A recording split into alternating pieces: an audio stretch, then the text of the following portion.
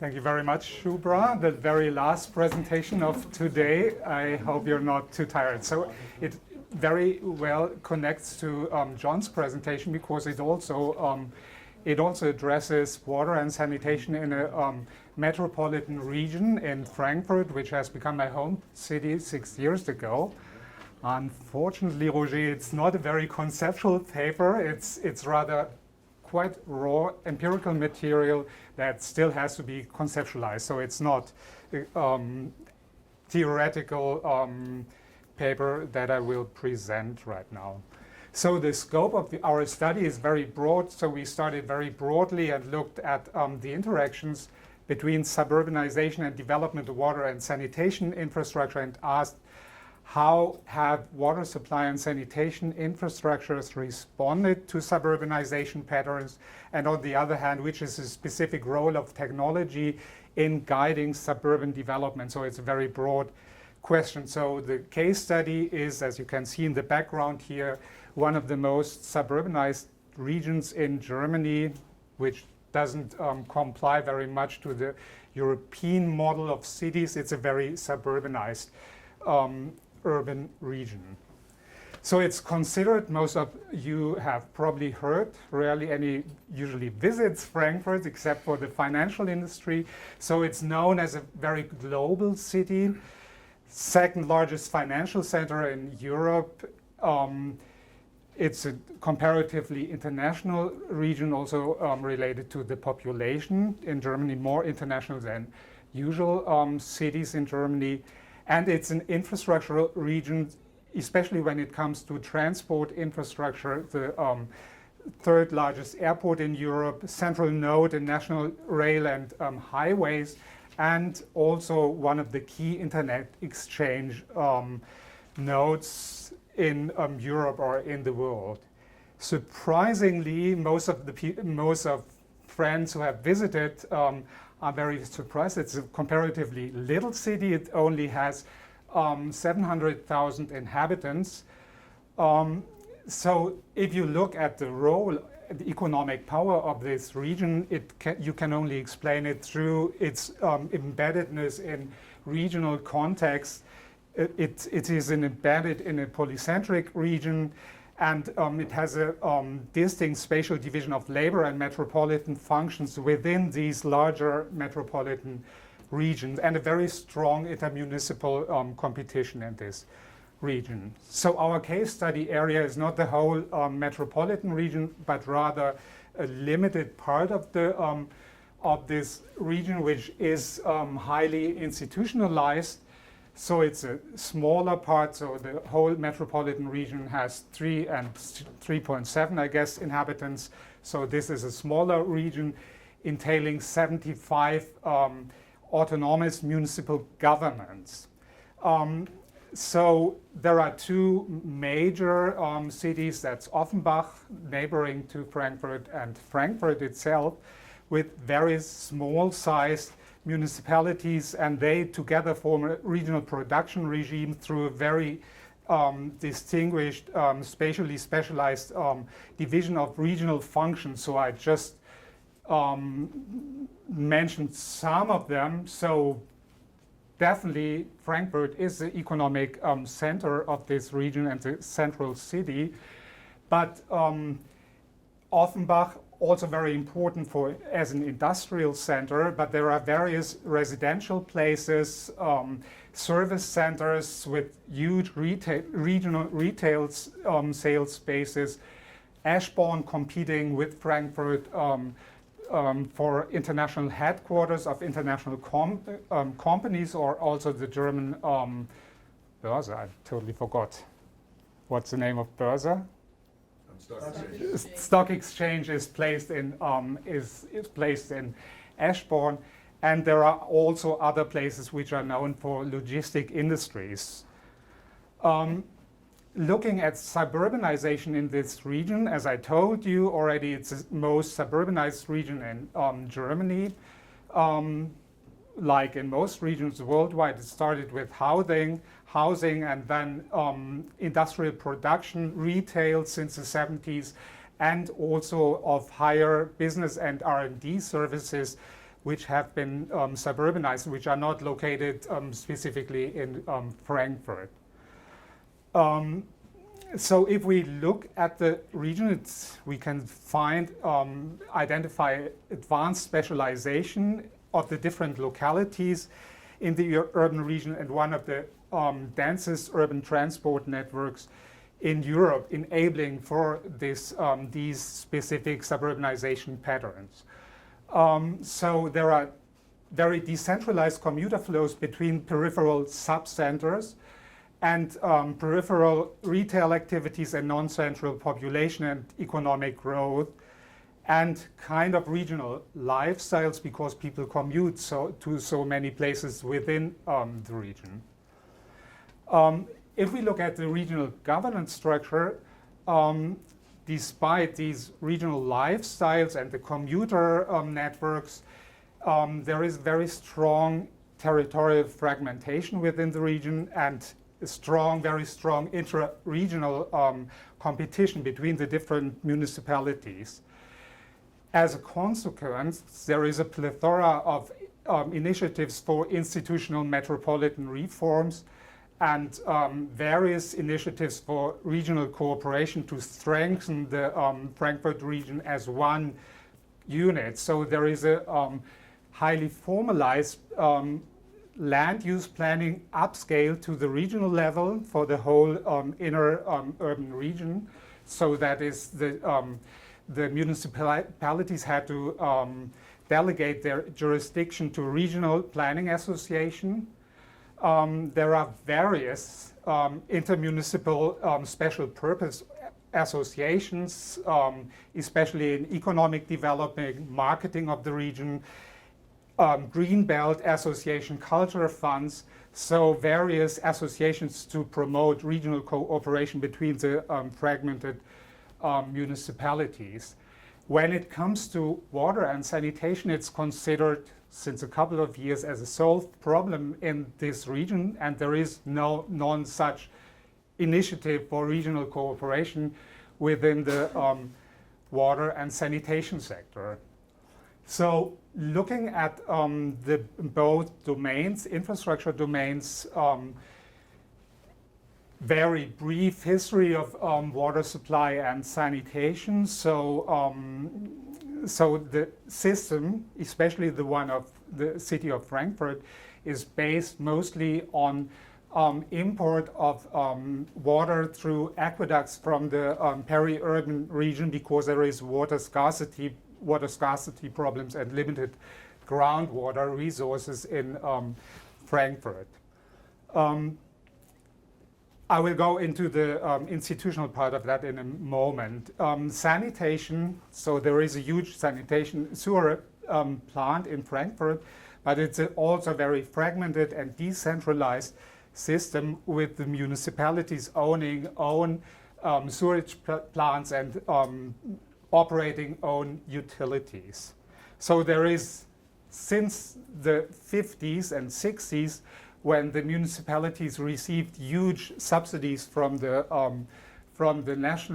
regional government, from the Bundesland Hessen, they have established local associations, local utility companies, and invested heavily in networked infrastructure. So compared to Stockholm, the rate of people connected to network infrastructure is almost 100%. If we look at the city of Frankfurt, as I already told you, so most of the drinking water is transported to Frankfurt through a system of aqueducts from peri-urban sources. There have been huge conflicts in the 70s and 80s because of water scarcity problems in the peri-urban region, but it's no longer a big issue at the moment. These water scarcity problems, to also diversification of the groundwater sources. And interestingly, there is also a large wastewater treatment plant. Not only the inhabitants of Frankfurt are connected to this plant, but also the neighboring municipalities neighboring directly to Frankfurt. One of the key reasons for that is not solely to have economies of scale, but also to cope with the load management, because Frankfurt grows during the day by 50% because of the commuter flows working in Frankfurt. And of course, there are problems of load management if on the weekends, rarely anybody is still in Frankfurt as a very fluid city, and many people do not live in Frankfurt. So there is some kind of urban-suburban load management in Frankfurt, established in Frankfurt, both on the side of water supply and sanitation. If we look at the larger urban region of this Ballungsraum, we get a totally different picture. So there is also a regional entity, the so-called Hessenwasser wholesaler in water supply, that delivers water to the municipalities in the region, but there are still local operators of the networks to distribute the water to the inhabitants, and there is a variety in between, a variety of municipal association, intermunicipal association, where single municipalities collaborate with each other. So this is a picture of some of the water supply associations. So as you can see, it's also comparatively small scale territories where they operate. In sanitation systems, we have a plethora of municipal and intermunicipal sewerage association operating 67 sewerage plants in 48 municipalities. So we have in total 85 organizations in wastewater treatment, in network operation, and so on, so more than municipalities. So there is a really fragmented landscape of this high-tech sector. It's a high-tech sector, largely capital intensive and knowledge intensive. And that's also kind of a striking thing, that these partially part-time municipal employees have to operate these high-tech plants that wouldn't be possible in the chemistry industry or automobile industry. That's a very specific thing of this highly public German sector, very small scale sector.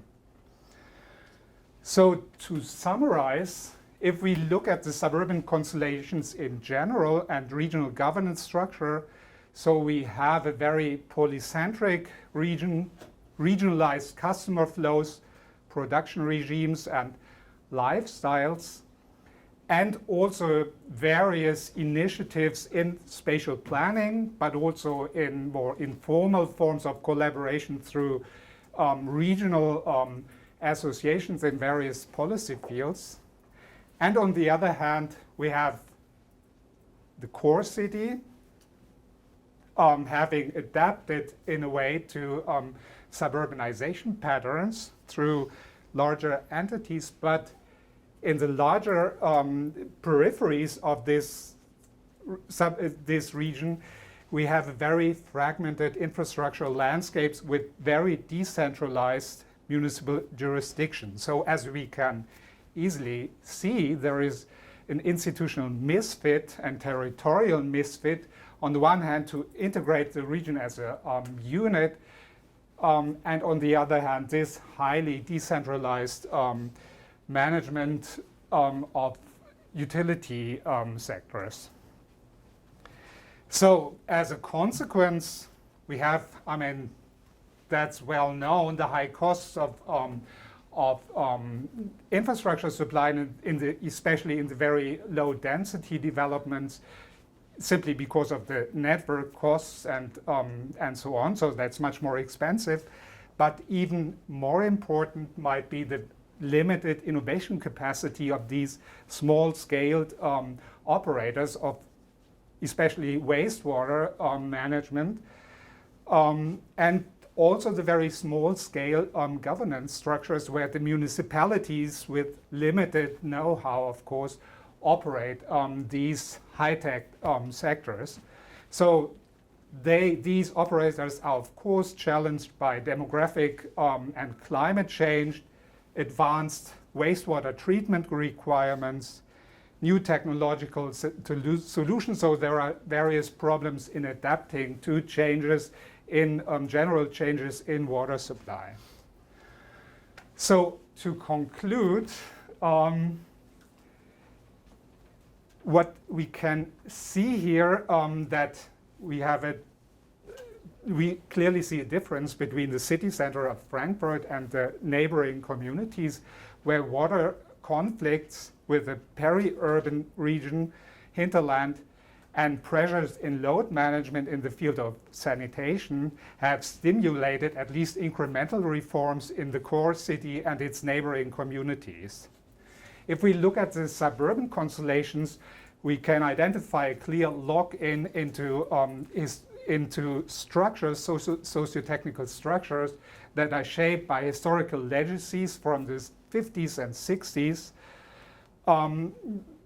that have shaped suburban infrastructure over long time spans and provide very specific forms of spatial order intentionally and also unintentionally.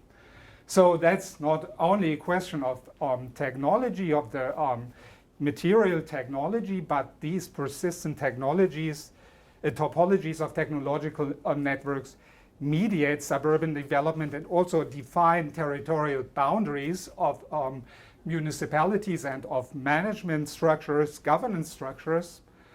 The interests of the municipal operators and governments that they have invested in the existing socio-technical structures and the maintenance of this status quo also very much shapes the persistence of this system and also stabilizes some very dysfunctional governance arrangements that are in place in water supply and sanitation. So I think to conclude that looking at the suburbs, which could be innovative labs because we don't have such a dense settlement structure, which could be where innovations in decentralized wastewater solutions or other innovative solutions could take place. These, at least in the Frankfurt region, proved to be very path dependent and obdurate. And I think looking more in suburban research on the mediating function of these technological systems and how they shape institutional and spatial fragmentation or also cohesion has to be addressed more systematically in research on suburban development. Thank you very much.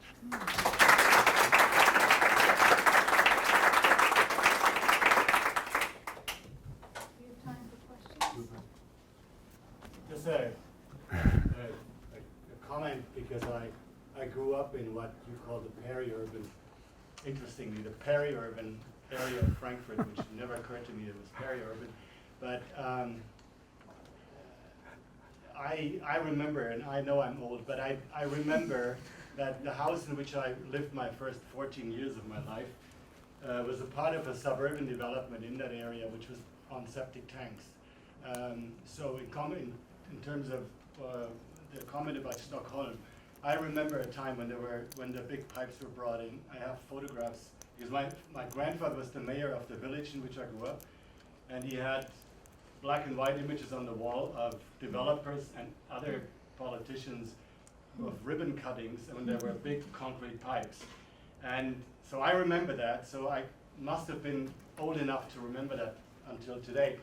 But there was also the same kind of houses exist, not quite as extensively as in Eastern Europe or in Stockholm. But we had, almost every family had a garden house in the fields where they spent much of their evenings and their weekends, in the summer at least, and all of them were off the grid. They had pumps, individualized pumps that were drilled where water was taken. And I would assume, I can't say for sure, but I would assume that a majority of those still exist. The pumps at least probably still exist. I don't think they are still using outhouses because it's probably the villages or the municipalities would have shut that down. But as I said, I mean, in terms of the discussion It's about forbidden. the history, yeah. It's but it was- highly it was regulated, forbidden so even the then. septic tanks are no longer, It was at forbidden least even then to build that way, and the problem was that, of course, it had to be cleaned up. And while they were cleaning it up, I think it took about two decades until. So just in terms of the historicity, the stories we're telling ourselves about modernity and modernization, if I remember that, can't be said that long ago, even though I'm old. yeah, but it's, I mean, my parents live on a very, I mean, peripheral area, not even in a village, but even they were not allowed to have these septic tanks. So the next village is 3 kilometers away, and still they had to upgrade their sewerage kind of plant. That's German environmental regulations.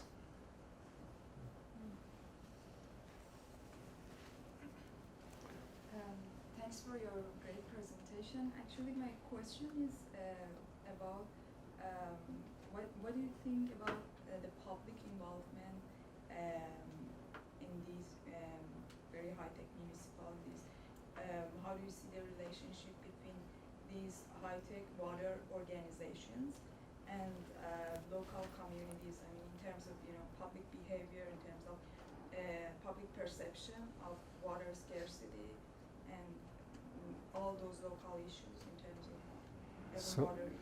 So the water scarcity has been a huge issue in Frankfurt in the 80s, mostly, and beginning of the 90s. But as it is considered water and sanitation as a solved problem, there is no discourse. You don't read anything in public newspapers or in newspapers, or there is no discourse. It's really largely hidden, and yeah, I mean, everything in Germany at the moment, at least, it's focused very much on the energy transition, climate policy. So you read a lot about these specific environmental issues and also infrastructural issues. But no, in the media you don't hear anything. In land use planning, they also tell you in interviews, no, that's not an issue that they even have to address, so it's a solved problem. Consider it as a solved problem.